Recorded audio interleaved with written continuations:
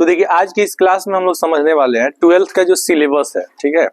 2025 और 26 का सेशन आज से हम लोग शुरू कर रहे हैं और इसमें आज हम लोग जानने वाले हैं 12th में एग्जाम में क्वेश्चन कहाँ से पूछता है, बुक से कितने नंबर का क्वेश्चन आता है, साथ ही साथ ग्रामर से कितने नंबर के क्वेश्चंस आते हैं।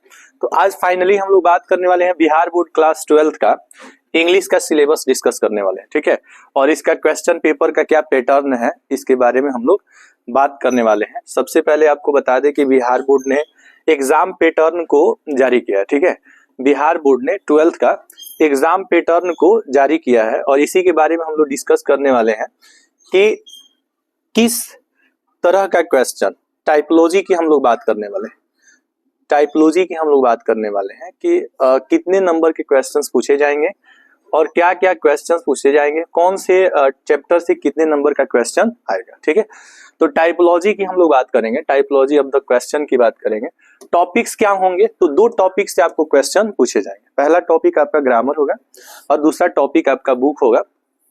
आपको बता दें कि ग्रामर से 60 मार्क्स के क्वेश्चन होंगे और साथ ही साथ बुक से भी आपके 40 मार्क्स के क्वेश्चंस होंगे। तो 100 मार्क्स का जो आपका इंग्लिश होगा, 100 मार्क्स का जो इंग्लिश होगा, इसमें आपका ग्रामर से 60 मार्क्स होगा और बुक से 40 मार्क्स होगा।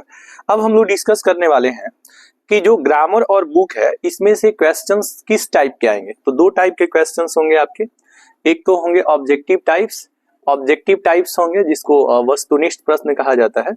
ऑब्जेक्टिव टाइप्स की हम लोग बात करेंगे। तो आपको बता दें कि इसमें कुल 100 क्वेश्चंस होंगे, 100 क्वेश्चंस होंगे, लेकिन आपको आंसर कितने का करना है, 50 क्वेश्चंस को।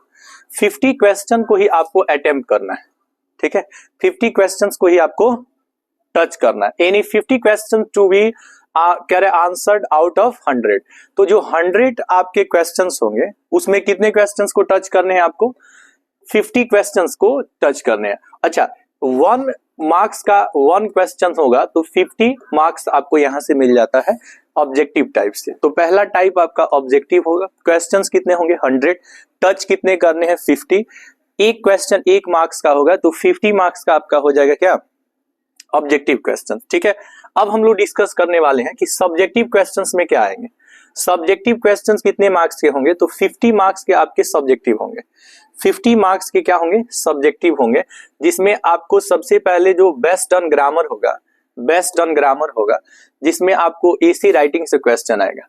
पहला आएगा एसे राइटिंग से क्वेश्चन आएगा, निबंध लेखन आएगा, जैसे आपको करप्शन पे निबंध दे सकता है, एजुकेशन पे दे सकता है, साथ ही साथ आपको पॉल्यूशन पे दे सकता है, पॉपुलेशन पे दे सकता है, डॉरी सिस्टम दे सकता है, फ्लूड इन बिहार दे सकता है। तो ये सब आपको ऐसे लिखना होता है, ठीक है।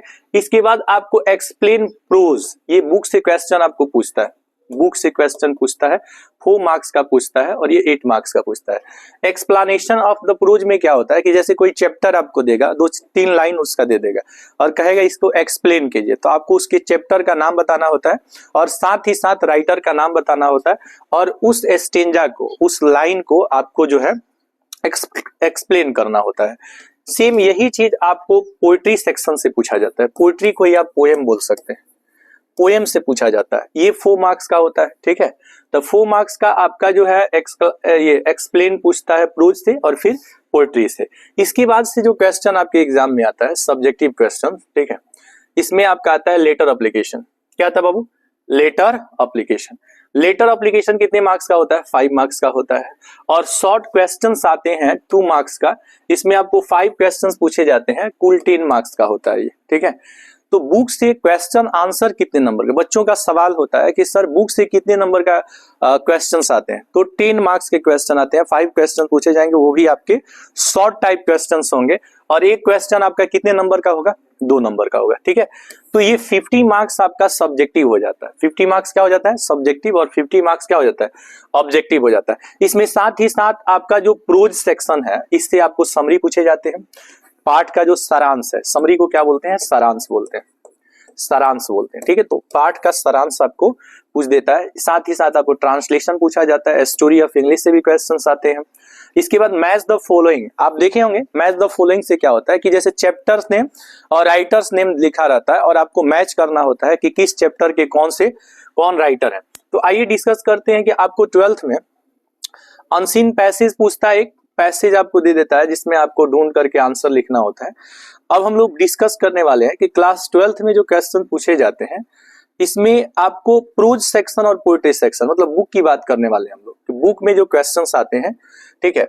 आपको बता दें कि प्रोज में कुल आपको 11 चैप्टर पढ़ना है और पोएट्री में कुल आपको 10 चैप्टर पढ़ना है, यानी कि टोटल आपको 21 चैप्टर पढ़ने हैं। 21 चैप्टर आपको पढ़ने हैं क्लास 12th के रेनबो पार्ट 2 में, ठीक है। चैप्टर 1 होगा इंडियन सिविलाइजेशन एंड कल्चर, जिसके राइटर है महात्मा गांधी, और पोएट्री सेक्शन में आपका होगा sweetest love I do not go, जिसके राइटर है जॉन डन।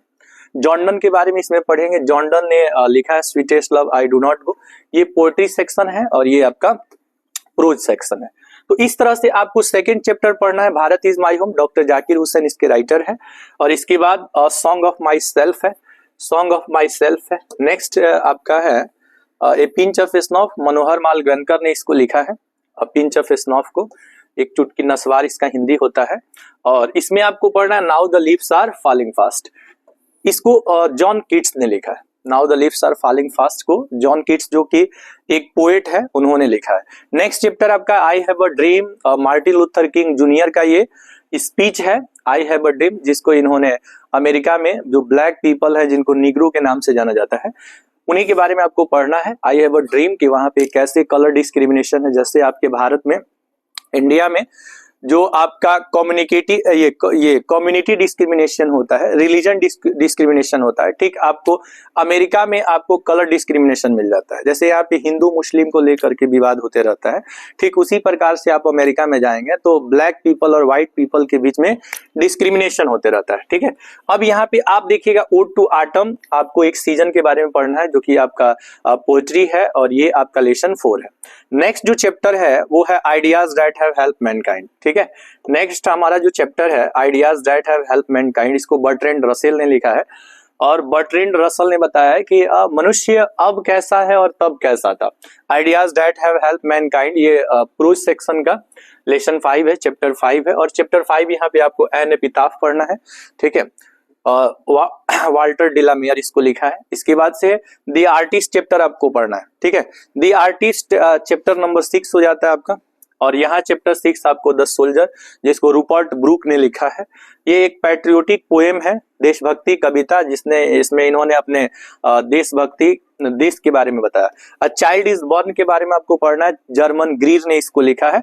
और next chapter Macavity the mystery cat, Macavity the mystery cat chapter आपको पढ़ना है 7 और ये आपका पोएट्री सेक्शन है।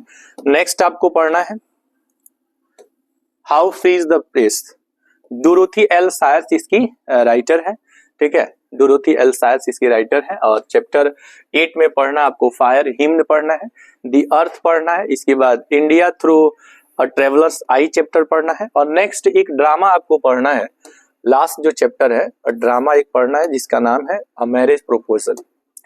अ मैरिज प्रोपोजल एक नाटक है आपके बुक का, ये अंतिम चैप्टर है प्रोज सेक्शन का।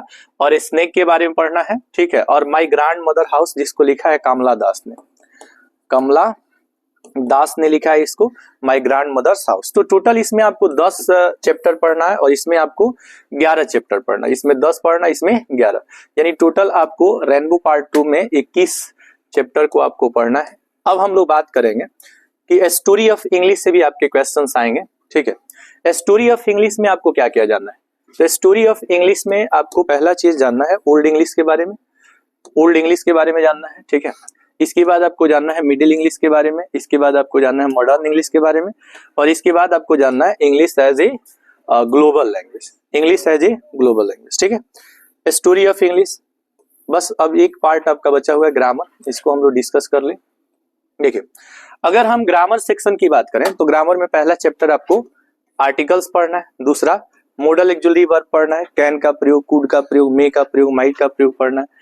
इसके बाद आपको जो जानना है वो नारेशन चैप्टर है। नारेशन के बाद आपको फ्रेज जानना है, फ्रेज के बाद प्रीपोजिशन जानना है, सब्जेक्ट वर्ब एग्रीमेंट जानना है, इसके बाद सिंथेसिस जानना है, टेंस जानना है, फिर आपको वॉइस जानना है, वॉइस जानना है, ठीक है। इसके बाद आपको एंटोनिम्स जानना है, जिसको आप विलोम शब्द कहते हैं। क्या कहते हैं? विलोम शब्द, विलोम शब्द जानने हैं आपको। इसके बाद आपको सिनोनिम्स जानना है, सिनोनिम्स मतलब पर्यायवाची शब्द जानना है आपको। पर्यायवाची शब्द जानना है, ठीक है, पर्यायवाची शब्द जानना है। और गिवन वन वर्ड जिसको OWS कहते हैं, वन वर्ड सब्स्टिट्यूशन के बारे में जानना है। और इसके बाद चूज द करेक्ट सेंटेंस जानना है कि आपको गलत सेंटेंस दिए रहेंगे, आपको सही सेंटेंस बताना होता है। Choose the correct spelling, word दिया रहता है, आपको गलत स्पेलिंग दिया रहेगा, जैसे ग्रामर का स्पेलिंग दे देगा ER, हालांकि ER नहीं होता है, ग्रामर का स्पेलिंग GRAMMAR होता है। इसके बाद आपको क्या जानना है, एसे राइटिंग जानना है, ये लास्ट है। 3 और चैप्टर जानना है आपको, एसे राइटिंग जिसमें आपको निबंध लेखन जानना है, लेटर राइटिंग जानना है, एप्लीकेशन वगैरह जानना है, और प्रेसिज राइटिंग, शॉर्ट कैसे लिखते हैं, ये चीज जानना है। तो आज की इस क्लास में हम लोग डिस्कस किए क्लास 12th में क्या क्वेश्चंस आएगा, कहाँ से आएगा, ठीक है, बिल्कुल शॉर्ट टाइम में हमने आपको बताने की कोशिश की। अच्छे से इसको देखिए और नेक्स्ट क्लास में हम लोग डिस्कस करते हैं और शुरू करते हैं एक एक जो टॉपिक आपको पढ़ने हैं उसके बारे में।